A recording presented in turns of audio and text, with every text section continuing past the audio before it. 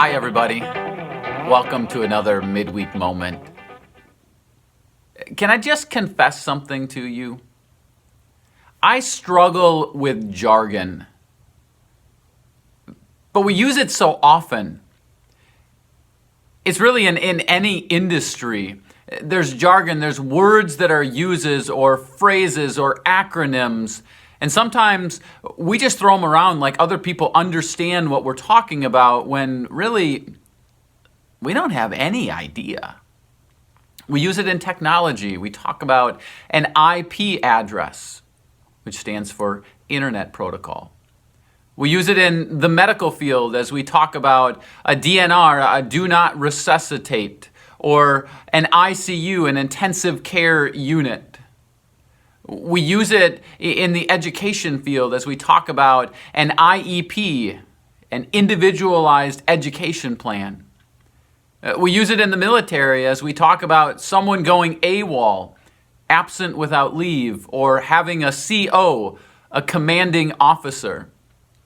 And yes, we use it in the church as well.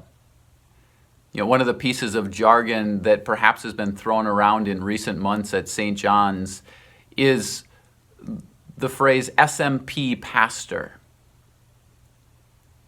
Wait, what? SMP? What does that stand for? It stands for Specific Ministry Pastor. Right now, our DCE, Josh Hoffman, by the way, I just used jargon, didn't I? Our DCE, our Director of Christian Education, our DCE, Josh Hoffman, is entering into the SMP program through Concordia Seminary in St. Louis in order to be formed as a pastor. And it's a different approach that's been around for the last couple of decades in the Lutheran Church. See, the traditional route to becoming a pastor is to uproot your family and move to the seminary where for 4 years you are formed as a pastor through classes that you take and internship opportunities that you have in local congregations. But the SMP route allows you to be formed as a pastor differently. It allows you to stay in the local congregation that you're serving while receiving your seminary training. Some of the classes are online, some of the classes are 1-week intensives on campus.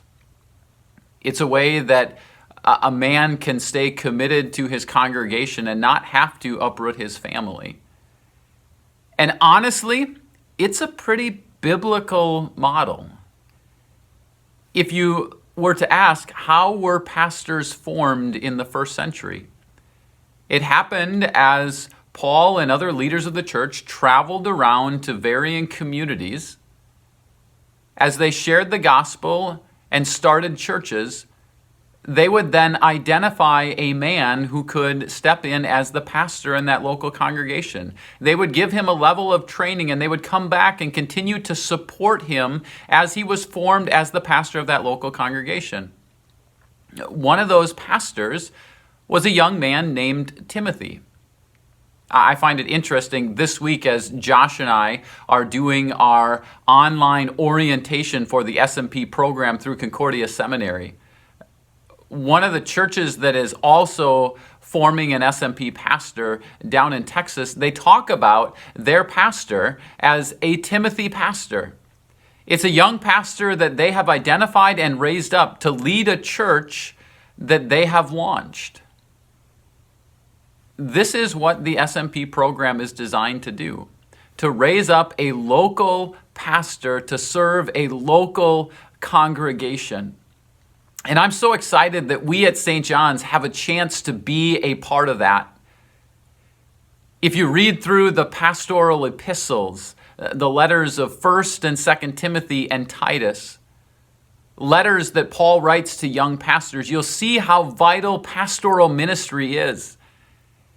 He says in 1 Timothy chapter 3 that someone who desires to be a pastor desires a noble task. It's a high calling. And we're grateful that Josh can join us at St. John's in that. So this week, I want to simply encourage you to encourage Josh. Reach out to him in some way.